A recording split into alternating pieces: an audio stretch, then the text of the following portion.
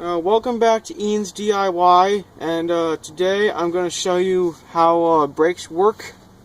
So this disc you're looking at right now is called the brake rotor, and it is the spins with your wheel, and it's what stops the car.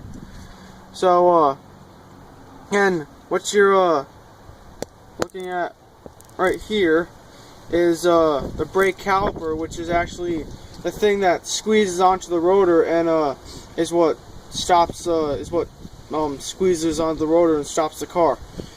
The way the caliper works is it has this right here is a brake pad, and this is what squeezes onto the rotor and stops the car. And the thing that's in here that makes it work is there are things called caliper pistons, which actually push onto the rotor by brake fluid pressure, which come through the brake fluid comes through this hose right here, and then the brake fluid is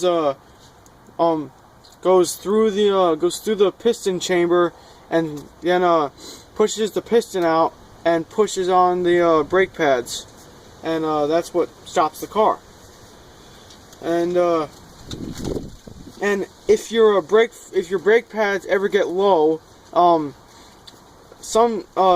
your brake fluid master cylinder up in the engine compartment, as your brake pads get low, the fluid in the master cylinder will get low as well. And some people top off the master cylinder when they see the brake fluid low, but you don't want to do that because in cars, when the brakes get low enough,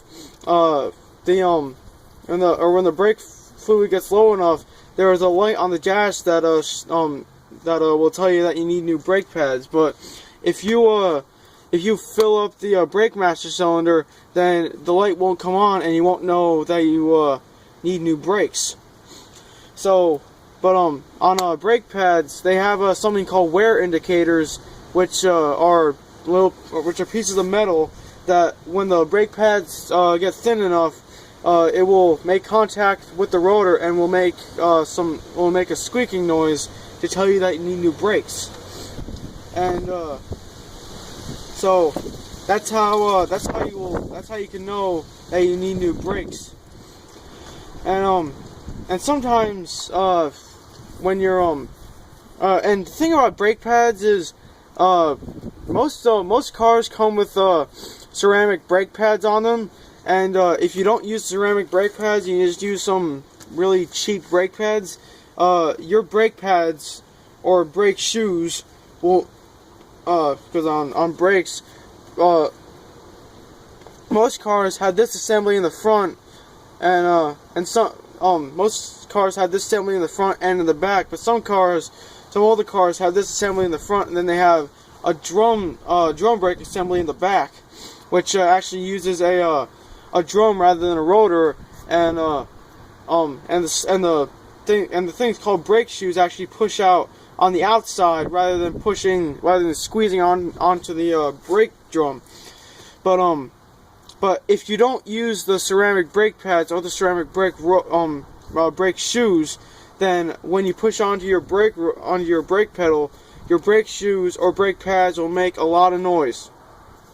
So if you the ceramic brake pads cost more money, but they're the things that come on the car originally, and if you don't use them, you will be getting squeaks every time you push on that brake pedal. So that's sometimes if your brake shoes go metal to brake shoes or brake pads go metal to metal, and your wear indicator scraping on the rotor, sometimes you need to replace your rotor, because sometimes it gets the brake rotor gets a bunch of scrapes in it, and then whenever you push on your brake pedal, you'll get a grinding noise. So sometimes you need to replace your brake rotor when you replace your brake pads, but that's only when you really need to. So that is a brief overview of how brakes work. Oh, and I just forgot about something else. There's something up in here called the slide pins. They're up on the top and bottom, which because when the brakes when you apply the brakes, the brake caliper moves in and out, so it can squeeze both sides, and there's something called slide pins in here that allow it to slide back and forth. So sometimes